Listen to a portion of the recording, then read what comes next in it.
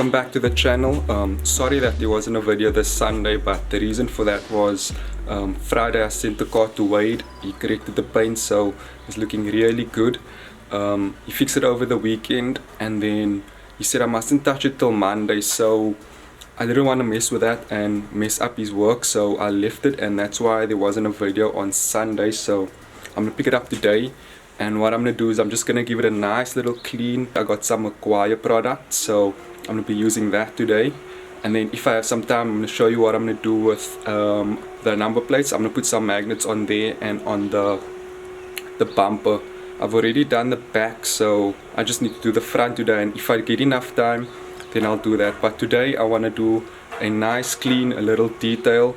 I'll show you the whole process. I watched quite a few videos of detailing on YouTube, and it's so satisfying, so hopefully this will be as satisfying. If not, I apologize, but yeah, let's get into the video. So I got the gold glass car wash from Meguiar's, and then I also got my hands on the cleaner wax. I'm gonna give it a wax just to give it the paint a bit more protection. I've got the applicators. This will be the washing mitt, and then I got some microfiber towels. So I usually use like regular shampoo and stuff to wash my car, but just seeing that the car has been resprayed, I'm gonna just take a bit more care of the paint. That's why I bought the Meguiar shampoo, and then also the cleaner wax just to give it a layer of protection so it lasts longer, seeing that the car was resprayed. I'll be using the 2-bucket method. This one will have the shampoo in with water, and then this one will have clean water, and you can see I've got the Meguiar's grid guard, so that will prevent all the dirt coming up and just keep the mitt clean. So this is all just to prevent swirl marks on the paint. I would show you the car after Wade has fixed the bonnet, and it came out quite amazing, I must say so myself. But it's been standing and it has been raining over here, so it's a little bit dirty, so I don't want to show you how it looks now. I'll first give it a clean and a polish, and once it's all done I'll show you how it looks. Also, it's been, whenever I show you the car, it's been in the shade, so it's quite dull, and when the car is in the sun it's like completely different color. So once it's been cleaned, polished and everything, I'll park it out in the sun, and then I'll show you how it all came out. So you can see there's still like a lot of residue of the polish left over, so that is why I'm going to give it a clean and a wash. And yeah, when I usually watch those stuff, it's also always so satisfying, so hopefully I can get this clean and it's a bit of a satisfying video as well.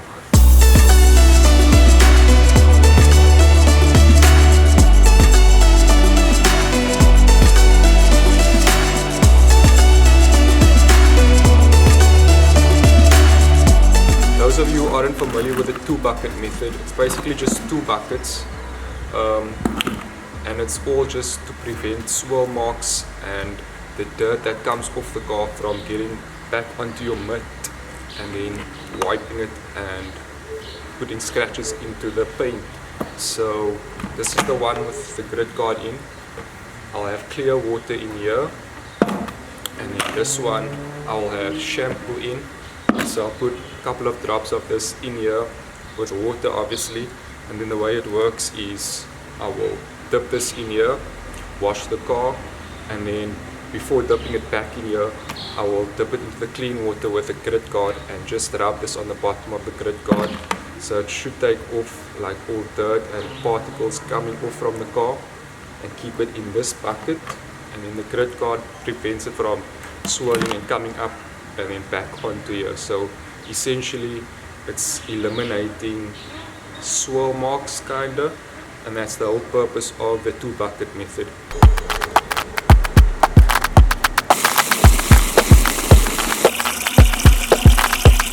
Add it up.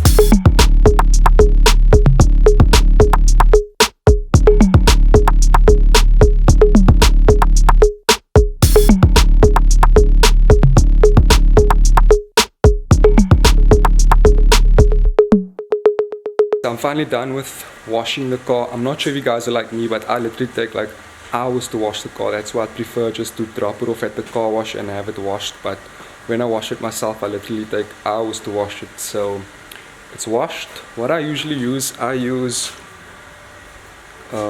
this instead of a chamois to dry the car, and then also I use a designated microfiber to wipe inside of the door panels and in the boot as well. Now that the car is washed, it's time for the time consuming and tedious part of the job, polishing. So I'm gonna stop talking and I'm gonna get straight into it. I'm gonna work my way from the side to the back and then the back right around again.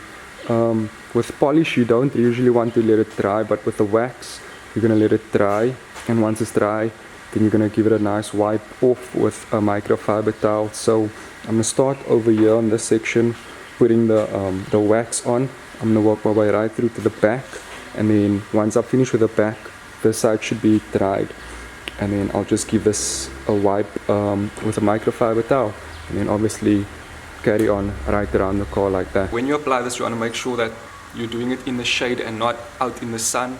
Also, you want to apply it to a clean surface, and like I say, with the compound or the polish you want to remove it immediately, but since we're using the wax today, that you can leave on and let cure. So like I say, I'm going to work from here, work my way back, and then if it's cured in the front, by the time I get to the back, I'm going to give it a nice wipe off with the microfiber towel. I'm going to give it a nice shake, and then I'm going to add some of it onto the applicator pad, and then just work it in nice and slowly in circular motions.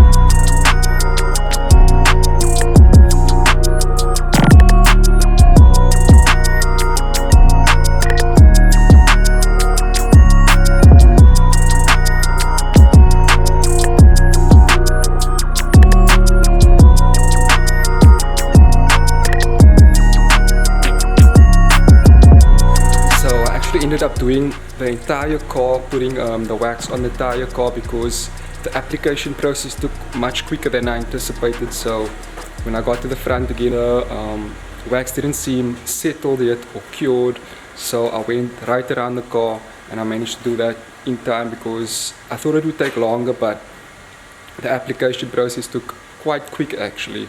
Well, not that quick, but just much quicker than I actually anticipated. So now I'm going to take the microfiber towel or the microfiber cloth, and then I'm going to start wiping it off.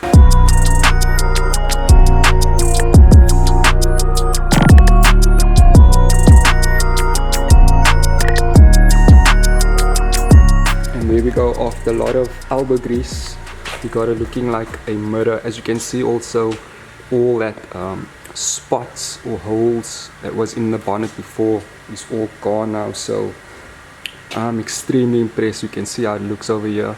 The colors also come out.